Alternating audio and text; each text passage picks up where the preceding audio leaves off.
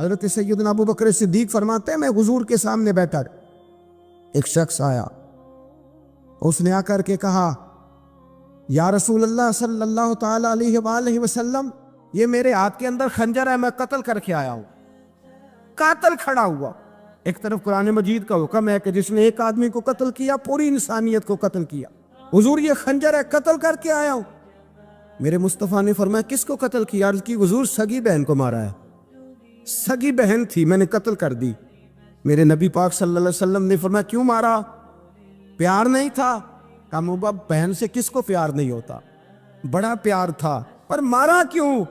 تو صحابی رونے لگے، کہنے لگے محبوبہ میں بڑا پیار کرتا تھا، پر وہ کافرہ تھی، مشرکہ تھی، بڑا پیار کرتا تھا، جب بھی اس کے پاس جاتا وہ آپ کے بارے میں بات چھیڑ دیتی، میں اس کو کہتا سارا کچھ کر لے میرے نبی کے بارے میں بات نہ کر دو، میں ہر شے سہ لیتا، پر مصطفیٰ کریم کی ذات کے بارے میں کوئی بات برداشت کرنے کی طاقت نہیں رکھتا، یہ والا جملہ نہ کہنا، میں اس کو روکتا، منع کرتا، وہ باز نہ آتی۔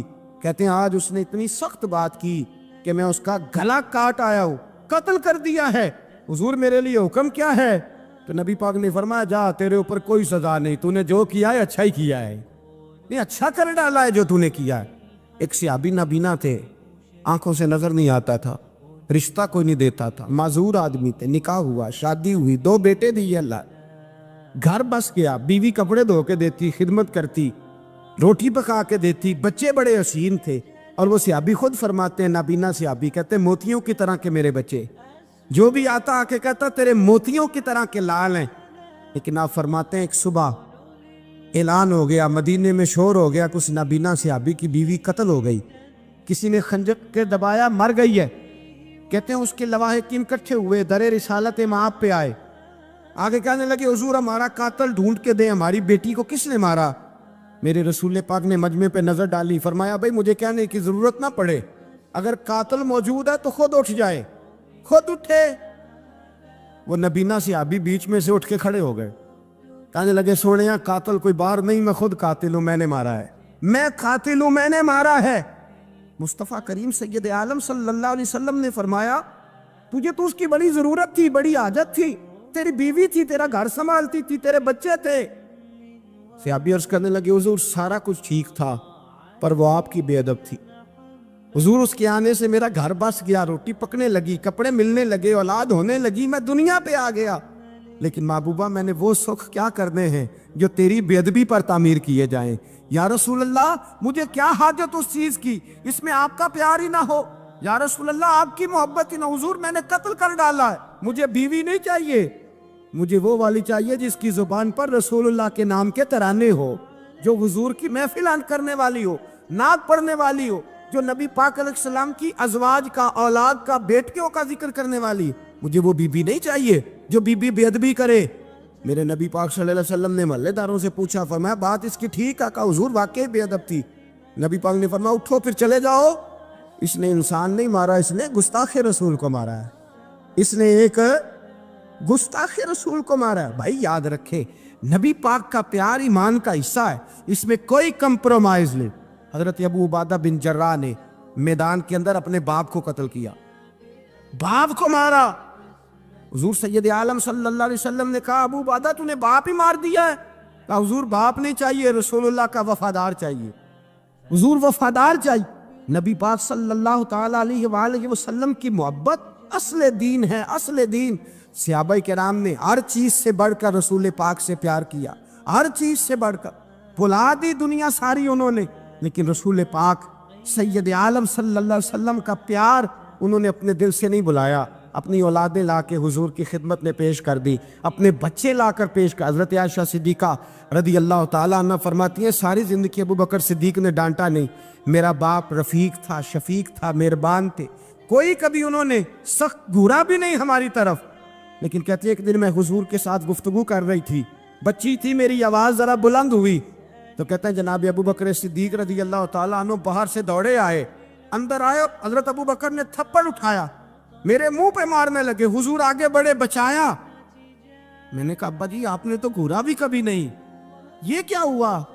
حضرت جناب عائشہ صدیقہ کہتے ہیں ابو بکر صدیق رو پڑے، کہنے لگے عائشہ میرے اوپر سے پہاڑ بھی گزر جائیں تو مجھے تکلیف نہیں ہوتی، اور میرے مصطفیٰ کے سامنے کوئی اونچا بولے بھی تو میرا دل ٹوٹ جاتا ہے۔ خبردار، حضور سید عالم حضرت عمر کا زمانہ تھا۔ کچھ لوگ آئے کہیں اور کے رہنے والے، مسجد نبی میں اونچی آواز میں بولنے لگے، اونچی آواز میں باتیں کرنے لگے۔ حضرت عمر نے بلایا، فرمایا ادھر آؤ، کون ہو، کہاں سے آئے ہو؟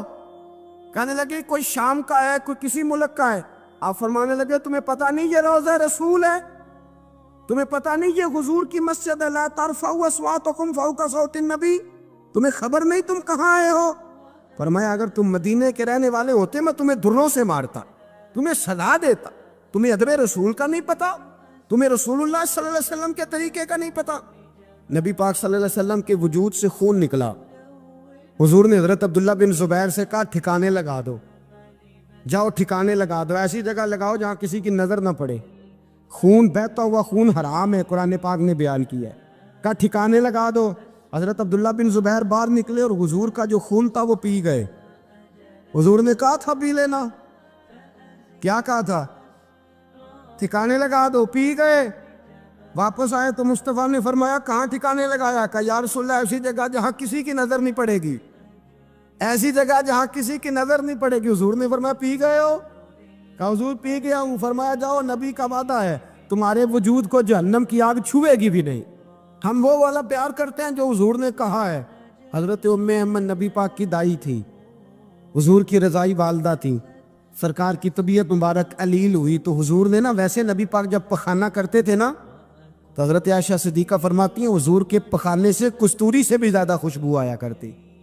اور آپ حضرت انس بن مالک فرماتے ہیں حضور کھیتوں میں پخانے کے لیے جاتے، میں ساتھ جاتا، جہاں نبی پاک صلی اللہ علیہ وسلم پخانہ کرتے میں وہاں جا کے دیکھتا تو کوئی شے نہ ہوتی۔ میں کہتا حضور کہاں گیا؟ اللہ کے رسول فرماتے جب میں پخانہ کرتا ہوں تو زمین کھل جاتی ہے، میرا پخانہ اندر سمو لیتی ہے۔ حضور کے پخانے اور پیشاب سے کستوری کی خوشبو آتی تھی، کستوری کی خوشبو آتی تھی۔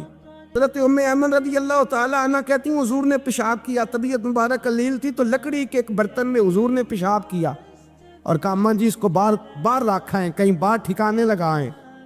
حضرت ام ایمن کہتی ہے میں نے اسے ہاتھ لگایا تو میرے وجود سے بھی خوشبو آنے لگی، میرا جسم مہکنے لگا۔ حضرت ام ایمن کہتی ہیں میں باہر جا کے نکال کے دکھاؤ کسی حدیث سے کہ رسول پاک نے فرمایا ہو میرا پخانہ پی جانا۔ حضرت ام ایمن باہر گئیں، نبی پاک کا پیشاب مبارک پی گئیں، واپس آئیں تو حضور نے فرمایا اماں کہاں رکھا ہے؟ کہنے لگی محبوبہ وہاں رکھا ہے، کسی کی نظر نہیں پڑے گی۔ حضور نے فرمایا پی گئی ہو؟ کہا حضور پی گئی ہوں۔ فرمایا جاؤ میرا وعدہ ہے قیامت تک تمہیں پیٹ کی بیماری کوئی نہیں لگے گی، جب تک زندہ رہو گی پیٹ کی بیماری۔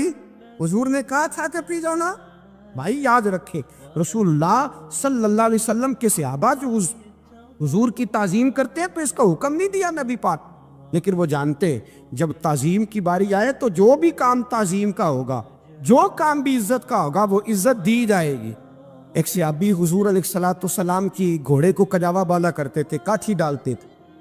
حضور نے کہیں نہیں کہا کہ وضو کر کے ڈالنا، غسل کر کے ڈالنا، کہیں نہیں کہا۔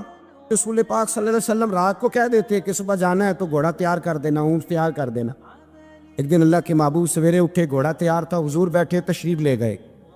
جب تشریف لے گئے نبی پاک صلی اللہ علیہ وسلم تو حضور واپس آئے تو بلایا، ان سے صحابی کا نام تھا حضرت اسلم بن شریک۔ ان کو بلا کے حضور نے فرمایا یار آج کجاوا تو نے نہیں باندھا۔ وہ رونے لگے، کہنے لگے محبوبہ اس کا مطلب ہے میرا باندھنا آپ کو پسند آتا ہے، اس کا مطلب ہے میری خدمت قبول ہے۔ فرمایا تو نے نہیں باندھا؟ یا رسول اللہ نہیں۔ فرمایا کیوں نہیں باندھا؟ کیا جواب ہے، کیا حسن ہے۔ کہنے لگے یا رسول اللہ میں صبح اٹھا تو میرے اوپر غسل فرض تھا، اگر میں بغیر غسل کے ہاتھ لگاتا حضور کو نہیں نبی پاک کے گھوڑے کے کجاوے کو، کہا حضور گھوڑے کے کجاوے کو بغیر غسل کے ہاتھ لگاتا تو بے ادبی تھی، اور اگر غسل کرتا تو حکم ماننے میں دیر ہوتی تھی، یہ بھی بے ادبی تھی، لہذا کسی اور کی ڈیوٹی لگائی۔ صحابہ نے حضور کی وہ تعظیم کی جس کا حضور نے حکم نہیں دیا تھا نبی پاک نے کہ یہ والی تعظیم کرو۔ ایک دن حضرت عمر فاروق جناب ابو بکر صدیق سے ملنے آئے، کہنے لگے ابو بکر ایک کام سے آیا ہوں۔ کہا عمر کہو۔ امیر المومنین کے پاس آئے جناب عمر، ایک کام سے آیا ہوں۔ کہیے۔ کہنے لگے ایک شے کی ضرورت ہے، مانگوں گا تو آپ دے دیں گے؟ جناب عمر فاروق رضی اللہ تعالیٰ عنہ کہنے لگے میرے بس میں ہی تو ضرور دے دوں گا، تو میرا بھائی ہے، بات تو کر۔ تو حضرت عمر نے پتہ کیا مانگا؟ کہنے لگے ابو بکر، وہ جو غار ثور میں تم 3 دن حضور کے ساتھ رہے ہو نا، میں 3 راتیں نہیں مانگتا، ان میں سے مجھے 1 رات دے دو۔ اور کیا لفظ ہیں، کیا حسن ہے۔ کہنے لگے عمر کی زندگی کی ساری نیکیاں لے لو، 3 راتوں میں سے 1 رات مجھے دے دو، 1 رات مجھے دے دو۔ حضرت ابو بکر صدیق رضی اللہ تعالیٰ عنہ رو پڑے، کہنے لگے میں نے کہا تھا جو بس میں ہوگا دوں گا، یہ تو میرے مصطفیٰ کی محبت ہے، یہ کسی کو دینا میرے بس کی بات ہے، یہ حضور کا پیار ہے جو میں نے سنبھال کے رکھا ہوا ہے، سنبھال کے پھر کے گلی گلی تباہ، ٹھوکرے سب کی کھائے کیوں، دل کو جو عقل دے خدا تو تیری گلی سے جائے کیوں، جان ہے عشق مصطفیٰ روز فضو کرے خدا، ارے جس کو ہو درد کا مزہ وہ ناز دوا اٹھائے کیوں، اب تو نہ روک ہے غنی عادت سگ بگڑ گئی، پہلے ہی دن میرے کریم لقمہ تر کھلائے کیوں۔ حضرت بلال کہتے ہیں میں اذان پڑھ رہا تھا، ابو بکر سن رہے تھے، انہوں نے چوم کے آنکھوں سے لگایا، بعد میں کہ ملا علی قاری نے لکھا ہے، بعد میں کسی صحابی نے کہا محبوبہ ابو بکر نے انگوٹھے چوم کے آنکھوں سے لگائے ہیں، اور انہوں نے چوم کے کہا قرۃ عینی بک یا رسول اللہ، حضور آپ میری آنکھوں کی ٹھنڈک ہے۔ میرے مصطفیٰ نے فرمایا جو میرے ابو بکر کی طرح کرے گا اس کی آنکھوں میں کبھی تکلیف نہیں ہوگی، اس کی آنکھوں میں کبھی تکلیف۔ حضور آپ نے تو حکم ہی نہیں دیا، آپ نے تو کہا ہی نہیں ہے کام کرنے کا، آپ نے تو کہا ہی نہیں ہے ذکر کرنے کا۔ میرے رسول کریم سید عالم صلی اللہ تعالیٰ علیہ وسلم کا پیار ایمان کی جان ہے۔ اللہ کے حبیب علیہ الصلوۃ والسلام کو اچانک ایک صحابی نے دیکھا اور فوراً عرض کرنے لگے یا رسول اللہ میرے ماں باپ قربان ہو، چہرے پر نکاہت بڑی ہے، کمزوری ہے، کیا وجہ ہوئی؟ تو حضور نے ایک ٹھنڈی آہ بھری اور فرمایا میں نے کئی دنوں سے کھانا نہیں کھایا، کھجور اور پانی پر گزارا ہے۔ میٹھا کھانا بھی سنت ہے لیکن فاقہ کرنا بھی سنت ہے، اپنی مرضی کی سنت ادا کر لینا یہ تو بڑا آسان کام ہے، لیکن میرے بھائی شریعت اسلامیہ میں جو چیز غالب رہی ہے اس پر بھی کبھی کبھی ذوق کریں۔ اور پھر حضور کا جو فقر ہے اختیاری ہے، نبی پاک نے مانگ کے غریبی لی اللہ تعالیٰ سے کہ یا اللہ ایک وقت روٹی دے ایک وقت فاقہ دے، تو نبی کریم علیہ السلام نے فرمایا کہ میں نے کھانا نہیں کھایا، کھجور پانی پہ گزارا ہے کئی دنوں سے۔ اب اس صحابی کو حکم تو دین کا یہی ہے نا کہ اگر گھر میں کچھ ہے تو لے آؤ، ورنہ شریعت پابند تو نہیں کرتی۔ تو وہ پہلے اپنے گھر گئے، جا کے پوچھا کوئی چیز ہے، گھر والوں نے کہا کوئی نہیں۔ پھر وہ پڑوسیوں کے گھر میں گئے، کوئی کھانے کی چیز ہے، کوئی نہیں۔ رشتہ داروں سے محلے داروں سے پوچھا، کوئی نہیں۔ چپ کر کے نہیں بیٹھے، ایک یہودی کے باغ میں گئے، کہنے لگے یار کوئی مزدوری مل جائے گی؟ وہ سجنا یار منون دی خاطر اساں کی پیس وٹائے، کوئی مزدوری ملے گی؟ اس نے کہا گرمی بڑی سخت ہے، پانی کنویں کا نیچے چلا گیا، 1 ڈول پانی کا اگر نکال سکتے ہو تو 1 کھجور دوں گا۔ فرمانے لگے منظور ہے۔ کہتے میں نے اپنے کندھے سے چادر اتار کے بچھا لی، 1 ڈول پانی کا نکالتا، 1 کھجور ملتی، وہ میں اس کپڑے میں ڈالتا جاتا، چادر میں ڈالتا جاتا۔ جب ذرا میری چادر بھر گئی کھجوروں سے، میں نے اسے سمیٹا، لے جا کے حضور کی بارگاہ میں پیش کیا، محبوب وہیں بیٹھے تھے۔ کہتے حضور نے میرا پسینے سے شرابور وجود دیکھا اور میرے چھالوں سے بھرے ہوئے ہاتھ دیکھے اور میری تھکے تھکے وجود کو دیکھا، تو کریم نے 1 کھجور اٹھائی اور اٹھا کے منہ میں رکھی۔ حضور فرمانے لگے کس نے تجھے مجبور کیا یہ کام کرنے پہ؟ اس کی مجبوری تو کوئی نہیں نا، کس نے تجھے مجبور کیا؟ تو کہتے ہیں 2 آنسو میرے بھی چھلک پڑے۔ میں نے عرض کی حضور ہمیں کوئی مجبور کر سکتا ہے؟ ہمیں آپ کی محبت نہیں مجبور کیا۔ حضور یہ محبت ہے جس نے مجبور کیا۔ یا رسول اللہ کائنات کی ہر چیز سے بڑھ کر آپ سے پیار ہے۔ یہ غریب آدمی، سادے لوگ ہیں، یہ بہت مہنگے تحائف لانے کی ظاہری پوزیشن میں نہیں ہیں، لیکن دیکھو نا اظہار محبت کے معاملے میں کتنا بڑا دل رکھتے ہیں۔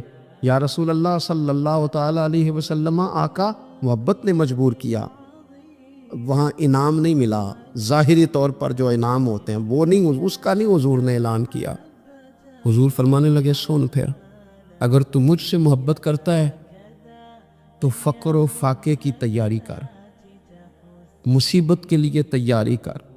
اگر جو مجھ سے محبت کرتا ہے اس کی طرف تو مصیبتیں دوڑ کے آیا کرتی، پھر تو تیاری رکھ، پھر تو سہنا سیکھ، پھر دل بڑا کر، کشادہ کا، پھر دیکھ تجھے آزمائشیں آئیں گی، زخم پہ زخم کھا کے جی، خونے جگر کے گھونٹ پی، آہ نہ کر اب لبوں کو سی، یہ عشق ہے کو دل لگی نہیں۔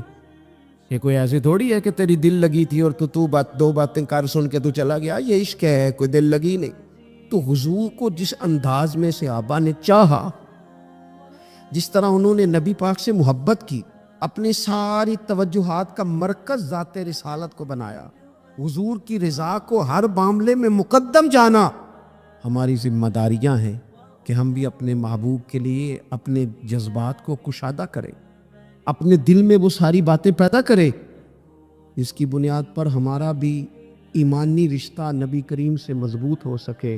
حضرت ابو بصیر رضی اللہ تعالیٰ عنہ، نبی پاک صلی اللہ علیہ وسلم نے نہ طے کر لیا کفار کے ساتھ، حدیبیہ کی جنگ ہوئی تو فرمایا اگر کوئی مسلمان مکے چلا جائے گا تو کافر کہنے لگے ہم واپس نہیں کریں گے، اور اگر کوئی کلمہ پڑھنے والا ستایا ہوا مسلمان مدینے آئے گا تو مسلمانوں کو واپس کرنا پڑے گا۔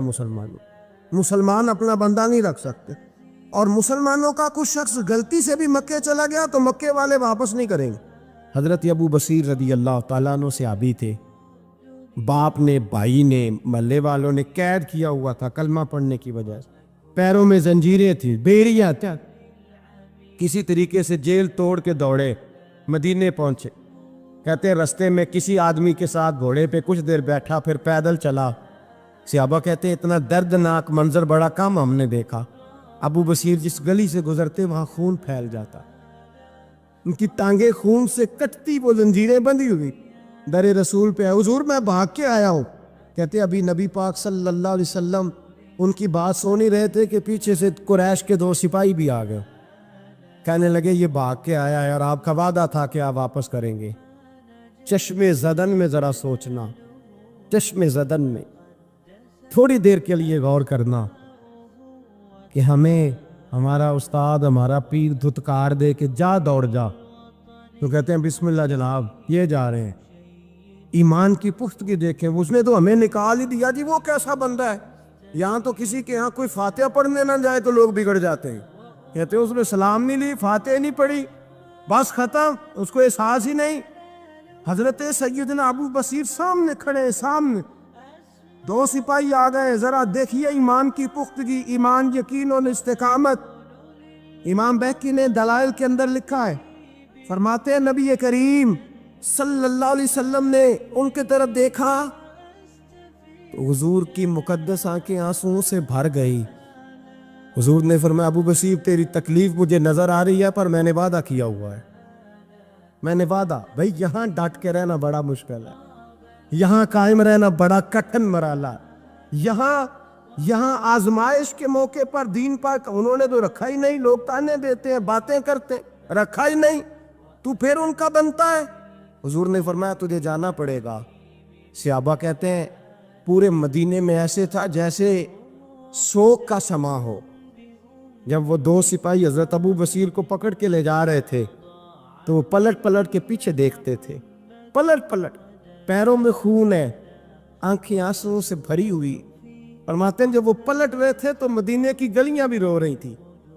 میرے نبی پاک جب وہ آنکھوں سے اوجھل ہو گئے تو حضور بیٹھ گئے زمین پہ، نبی پاک نے رونا شروع کر دیا، فرمایا اللہ تو نے اس شخص کی مدد فرمانی ہے، اس پر کرم کرنا ہے، اللہ اس کا خیال فرمانا، اس کے لیے دعا کی، حضور روئے۔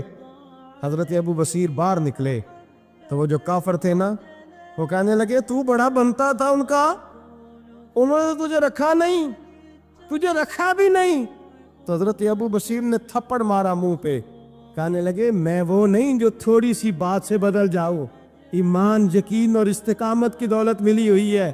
آپ فرمانے لگے میرا تو ایمان اور پختہ ہو گیا ہے کہ میرا نبی اپنے وعدوں کا بڑا پابند ہے، میرا رسول اپنے وعدوں کا بڑا پابند ہے۔ حضرت ابو بصیر کہتے ہیں مدینے کی سرحد گزر گئی تو میں نے کھینچی تلوار، ان میں سے ایک سپاہی، اب آؤ میرے مقابلے میں جس نے آنا، ایک کو مارا، دوسرا بھاگ گیا. فرماتے اب میں مکے جا نہیں سکتا تھا, جاؤں گا تو وہ زیادہ ماریں گے. مدینے حضور نے قبول نہ فرمایا. فرماتے ایک جنگل میں جا کے العیس نام کی ایک بستی تھی, وہاں ڈیرا لگا لیا, دریا کے کنارے پانی پی لیتا, پتے کھا لیتا. تن تندور ہڈاں دا بالن تے اسی ہاواں نال تپایا, کپ کپ مکیاں پیڑے کیتے تے اتوں صبر پلے تھلایا. تن دی ہانڈی تے من دا سالن اتے لون صبر دا پایا. غلام فریدا وے میں ساری تیری, غلام فریدا وے میں ساری تیری, تینوں اجے یقین نہیں آیا. فرماتے سالوں پتے کھائے, اب جو بھی وہاں سے تنگ ہوتا وہ میرے پاس آ کے پناہ لیتا. جس کو مکے والے مارتے میرے پاس آ کہتے ہیں, تانے دینے والے آگے کہتے ہو تم کس طرح کے نوکر ہو, تمہیں تو انہوں نے رکھا ہی نہیں. ہم نے کہا چپ کر جا, وہ ہمارے آقا ہیں, وہ ہمارے آقا ہیں. رکھے تب بھی ٹھیک ہے, نہ رکھے اللہ اکبر. ایمان دیکھو, قوت دیکھو. جڑیاں خسماں دی وچ رضا بسن بھاگ جاگ جاندے انہاں گولیاں دے, تے میں گڈی ہتھ ڈور سجن دے. او جنج رکھے اونج رہنا ہے, واجب نہیں جے وچ شریعت مندہ خسم نو کہنا. فرمایا بس ٹھیک ہے, جس طرح حضور راضی ویسے ہی ہم راضی. حضرت ابو بصیر رضی اللہ تعالیٰ عنہ کے پاس 300 صحابہ اکٹھے ہو گئے. 300. حضرت ابو بصیر جب مدینے کی سرحد سے گزر رہے تھے نا, تو نبی پاک نے ایک آواز دی تھی. فرمایا ابو بصیر ایک وقت آئے گا کہ میرا پیغام تجھ تک پہنچے گا, ایک ٹائم آئے گا. حضرت ابو بصیر سے جب کوئی کہتا نا کہ زندہ کس بات پہ ہو, تو فرمانے لگے مصطفیٰ کے فرمان پہ بڑا یقین ہے, بلاوا آئے گا, مجھے بلاوا, مجھے یقین ہے کہ مجھے بلاوا, بڑی امید ہے سرکار قدموں میں بلائیں گے, اور کرم کی جب نظر ہوگی مدینے, مجھے یقین ہے کہ مجھے بلاوا. حضرت ابو بصیر رضی اللہ تعالیٰ عنہ فرماتے ہیں کہ وقت گزرتا گیا, 300 لوگ اکٹھے ہو گئے. جب کوئی مسلمانوں کا قافلہ مکے کے پاس سے گزرتا تو مکے والے لوٹ لیتے تھے. حضور نے بھی اجازت دی مدینے والوں کو, اگر ان کا قافلہ کوئی آئے تمہیں بھی حملے کی اجازت ہے, کوہر کا مال مال غنیمت ہے. حضرت ابو بصیر کہتے ہیں جب بھی ہمارے قریب سے وہ رستہ تھا شام کی طرف جانے کا, جب بھی کافر گزرتے ہم ان کے قافلے پکڑ لیتے, لوٹتے. ہم بھی ان کو اس طرح کی سزا دیتے جو مسلمانوں کو دیتے تھے. فرماتے ان کا جینا محال ہو گیا. ہاتھ باندھ کے نبی پاک کی بارگاہ میں گئے, کہنے لگے یہ شرک ختم فرما دیں اور آپ ان کو بلا لے, بلا لے. حضرت ابو بصیر فرماتے ہیں میں بوڑھا آدمی تھا, دن بھر میں کام کرتا, محنت کرتا, اس علاقے میں کھیتی باڑی کرتا. جب رات ہوتی تو میں کسی پہاڑ کے ٹیلے پہ بیٹھتا اور مدینے کی جانب منہ کر لیتا, اور میں انتظار کرتا بلاوا کب آئے گا, کب حضور کا پیغام آئے گا, میں انتظار کرتا.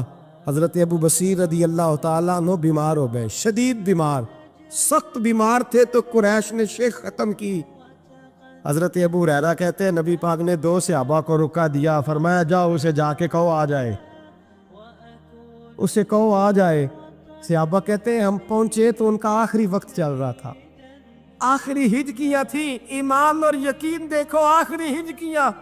لوگ کہتے ہیں ابو بصیر وقت آ گیا, وہ کہتے ہیں نہیں ابھی وقت نہیں آیا, وقت تب آئے گا جب نبی پاک کا بلاوا آئے گا. حضور کا وعدہ تھا وقت تب آئے گا جب میرے نبی کا بلاوا آئے گا, بھی بلاوا نہیں آیا تو ابو بصیر کا وقت بھی نہیں آیا. صحابہ کہتے ہم نے جا کے رکا تھمایا, اٹھنے کی بھی طاقت نہیں تھی.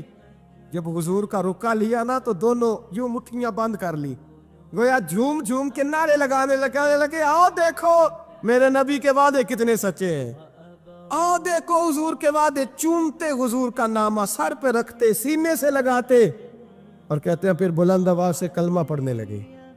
کہنے لگے حضور میں حاضر ہوا, یا رسول اللہ میں آیا. کہتے ہیں بلند آواز سے کلمہ پڑھا اور ان کی روح پرواز کر گئی, ان کی روح پرواز کر گئی. نبی رحمت صلی اللہ علیہ وسلم کے غلاموں کا یقین, اعتماد اتنے اعلیٰ درجے کا. ایک صحابی حضرت خزیمہ رضی اللہ تعالیٰ, ابو داؤد شریف میں حدیث موجود ہے, نبی پاک علیہ السلام نے ایک یہودی سے گورا خرید لیا.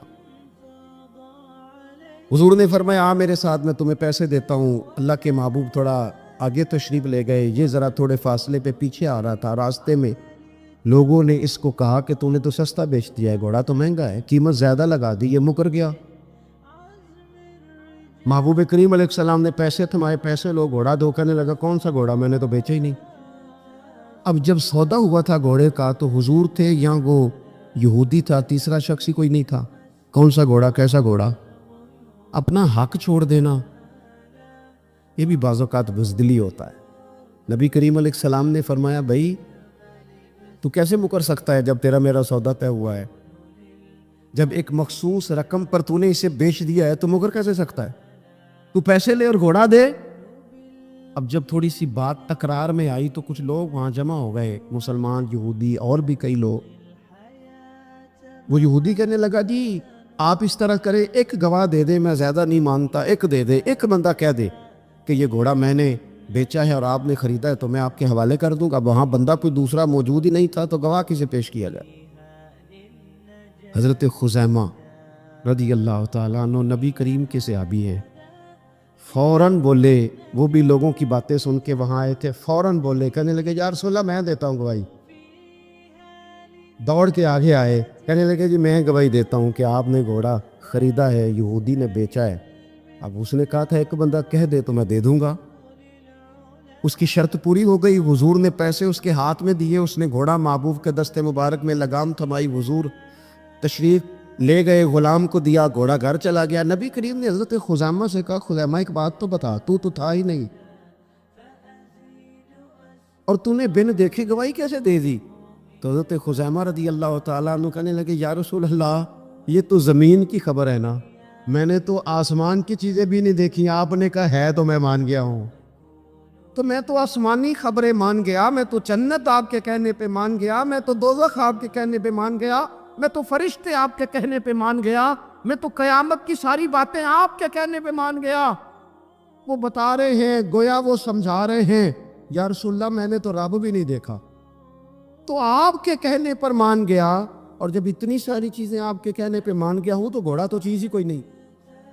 اب دیکھیں حضور کا تبصرہ یہاں کیا ہے، انہوں نے ایمان کا مرکز و محور ذات مصطفیٰ کو سمجھا، ان کو سمجھ آئی کہ کل کائنات حضور کی ذات ہے۔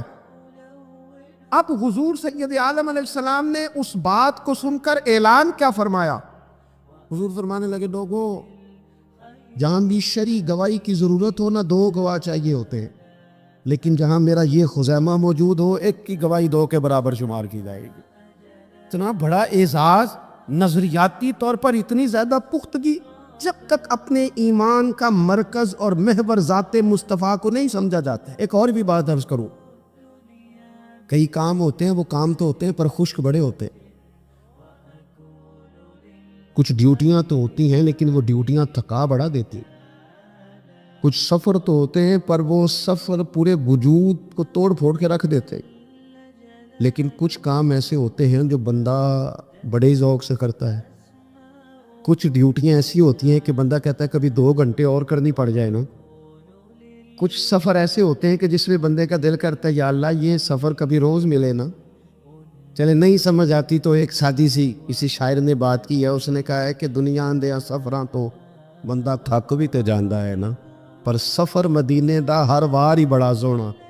کچھ سفر تھکاتے نہیں نا، اکتاہٹ نہیں ہوتی، کچھ چیزیں انسان ذوق سے کرتا ہے، اس کی طبیعت۔ اگر نبی پاک علیہ السلام کی ذات کے ساتھ دل کی قلبی وابستگی ہو جائے،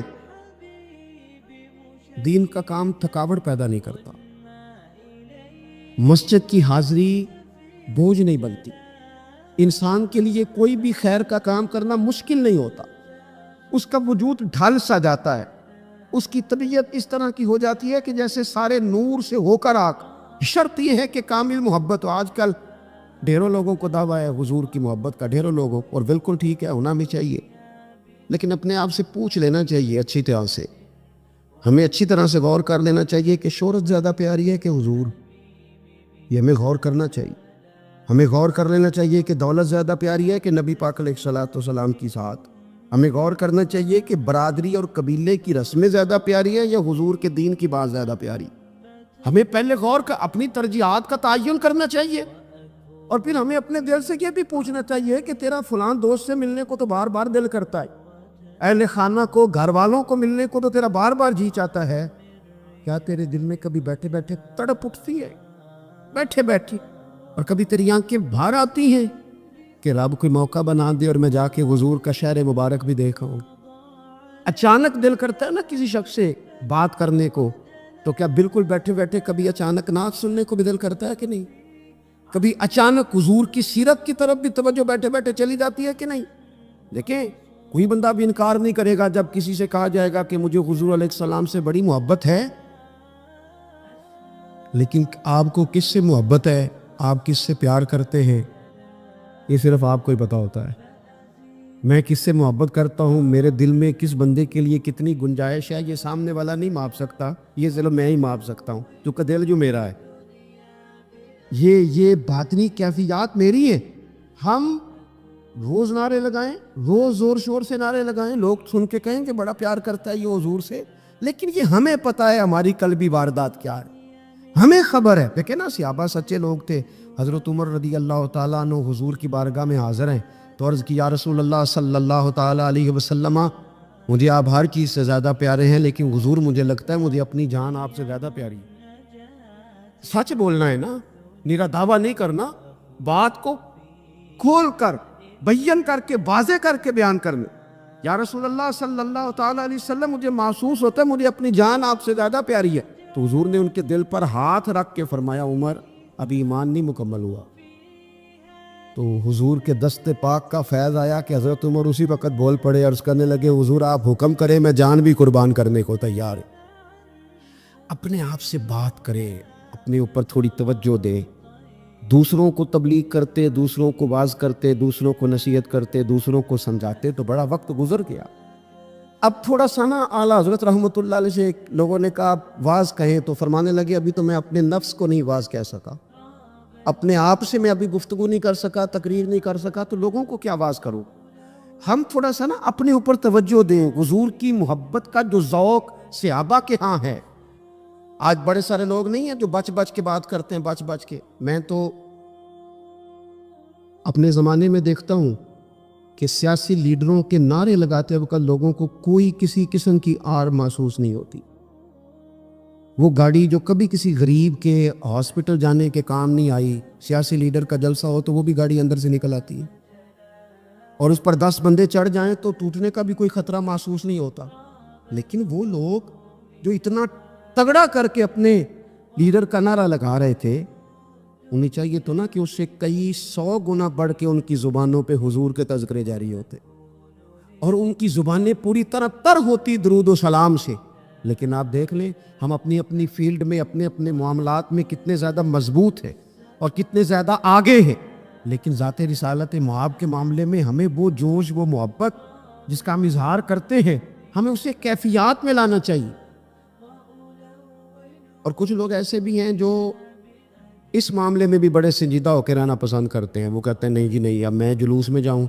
اور میں حیران ہوتا ہوں، جو قوم روز کوئی نہ کوئی جلوس نکالتی ہے، وہ نبی پاک کا جلوس آتا ہے تو وہ شرعی دلائل پوچھنے شروع کر دیتی ہے. اب اس پر کوئی دلیل ہے؟ تو میں نے کہا یہ جو روز نکلتے ہیں ان پر دلیلیں ہیں؟ کبھی کسی نے سوال نہیں کیا، کبھی کسی شخص نے کوئی بات نہیں کی، اور یہاں لوگ دلائل کی دنیا میں اتر آتے. وارفتگی، شوق، حضور کی جو مرکزی حیثیت ہے دین میں، نبی پاک کے ساتھ قلبی رشتہ، مضبوط وارفتگی. عروہ بن مسعود سقفی کفر کی طرف سے نہ سفیر بن کے آئے تھے حدیبیہ میں. جب کوئی بندہ کسی کا سفیر بن کے آتا ہے تو وہ اس کی پوری ترجمانی بھی کرتا ہے، پورے نمائندے بن کے آئے تھے.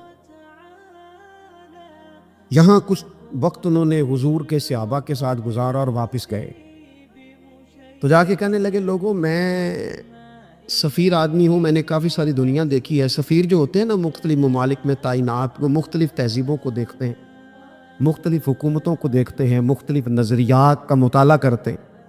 کہنے لگے میں مختلف قسم کے لوگوں کو دیکھ کے آیا ہوں، کیسر و کسرا کے بڑے بڑے دربار میں نے دیکھے، اور عرب کے اندر کچھ ایسے لوگ بھی تھے اس دنیا میں کہ جو اپنے آپ کو سجدہ کرواتے تھے، معاذ اللہ.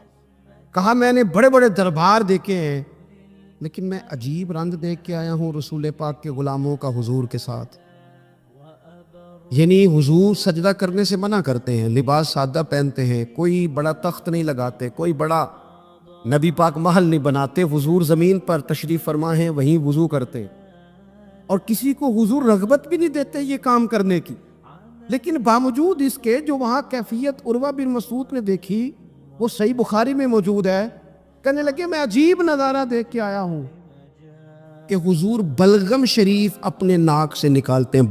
بلغم ماں بڑا پیار کرتی ہے نا بچے سے، تو اس کی ناک سے یا گلے سے کبھی بلغم نکل آئے تو اماں نا ایسے ادھر منہ کر کے پھینکتی ہے، ایسے کر کے پھینکتی ہے، کبھی نکالنی بھی پڑ جائے۔ صحیح کہہ رہا ہوں میں؟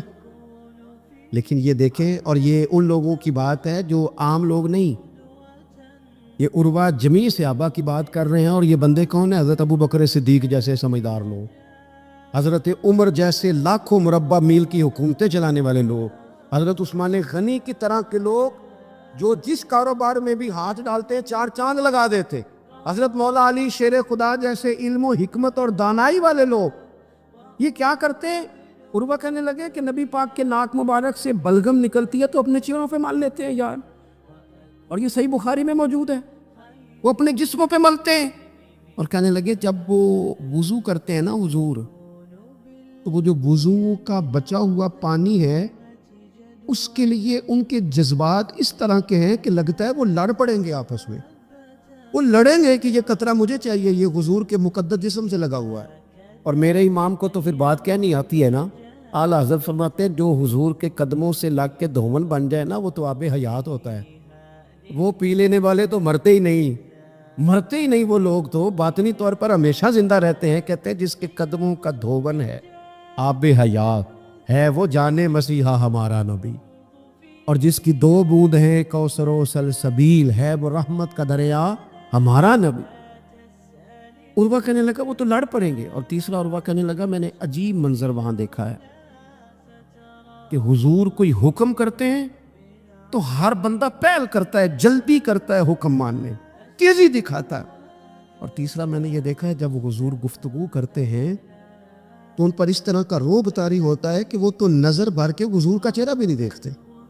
کہنے لگا یہ کیفیات میں ان لوگوں کی دیکھ کے آیا ہوں جو اپنے حبیب سے اتنی محبت کرتے ہیں، وہ کبھی بھی حضور کے دین کا جھنڈا نیچے نہیں آنے دیں، وہ کبھی بھی کسی کفر کی نفاق کی سازش کو آگے نہیں بڑھنے دیں گے۔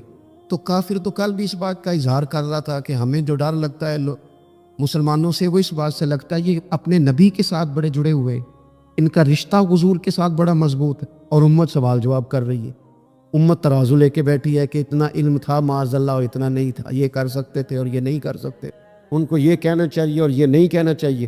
بھئی یہ تو ہمارے بزرگ پرانا فیصلہ کر گئے، وہ کہتے ہیں بعد از خدا بزرگ توئی قصہ مختصر، اور حضور رب کے بعد سب سے بڑے ہیں، یہی مختصر قصہ ہے۔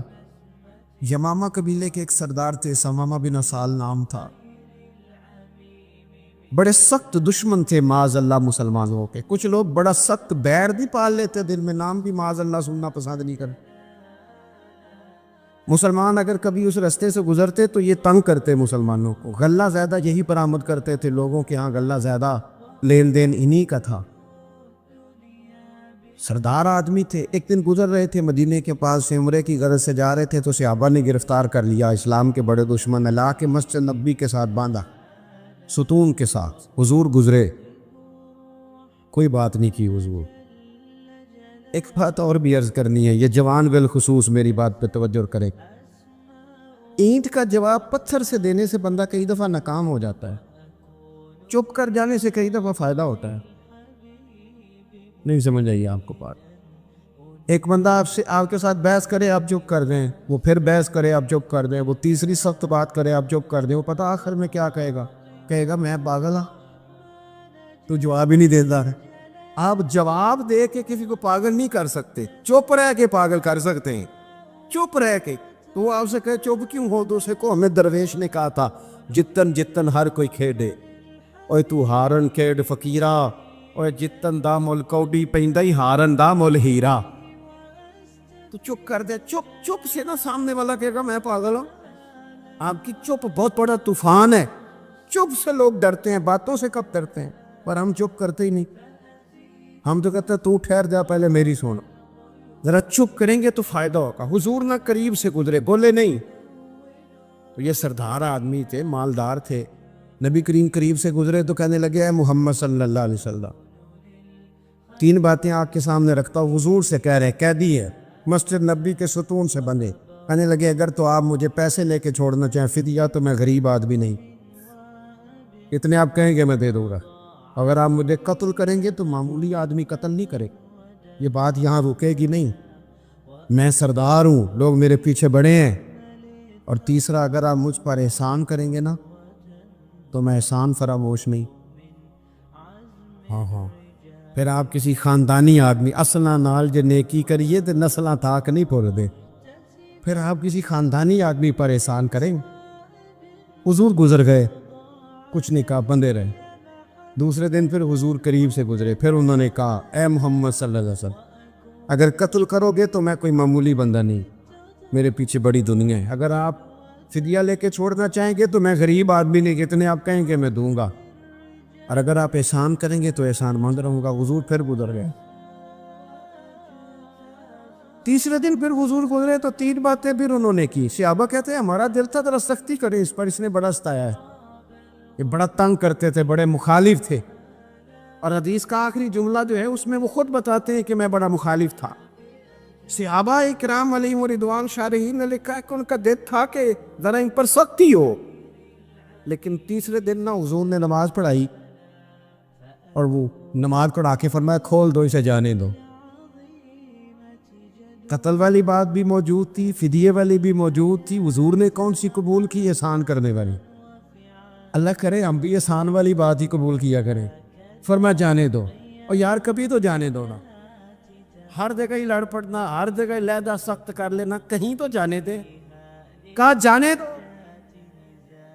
کھول دی رسیاں، اب حضور بیٹھے ہیں مسجد میں، یوں ہے جیسے کسی کا انتظار ہوگا۔ تھوڑی دیر گزری تو ثمامہ واپس آئے اور داڑھی اور پانی سے بالوں کے قطرے ٹپک رہے تھے۔ آ کے کہنے لگے میں نے کہاں جانا تھا، میں تو غسل کرنے گیا تھا، کنویں سے غسل کر کے پاک ہو کے آیا، اور پھر آ کے کہنے لگے محبوب مجھے شہروں میں معاذ اللہ سب سے زیادہ ناپسند مدینہ تھا، لیکن قسم اللہ کی عزت کی اب میرا دل کرتا ہے مدینے سے جاؤں ہی نہ، مجھے سب سے زیادہ پسند یہ۔ حضور کے لہجے کو دیکھا، نبی پاک سے گفتگو تو کی نہیں، حضور کا آنا جانا دیکھا، بیٹھنا دیکھا، غلاموں کے ساتھ وقت گزارنا دیکھا، اور کچھ نہیں دیکھا۔ تیری صورت تیری سیرت زمانے سے نرالی ہے، تیری ہر ایک ادا پیارے ادائے بے مثالی ہے۔ کریم محبوب صلی اللہ علیہ وسلم سے کہنے لگے حضور تینوں میں سب سے زیادہ اسلام کو ناپسند کرتا تھا، اب میری جان بھی اسلام پہ قربان ہے۔ اور کہنے لگے محبوبہ آپ کا چہرہ؟ حضور پہلے کوئی خیال اور تھا، لیکن اب تو قربان جاؤں، مک چند بدر شاشانی ہے تے متھے چمک دی لاٹ نورانی ہے، کالی زلف تے اکھ مستانی، مخمور اکھی ہیں مت بریاں۔ حضور اس سے زیادہ شانوں والا چہرہ ہے ہی کوئی نہیں، میرا دل کرتا رخ نور سے میں نظریں ہٹاؤں ہی نہ۔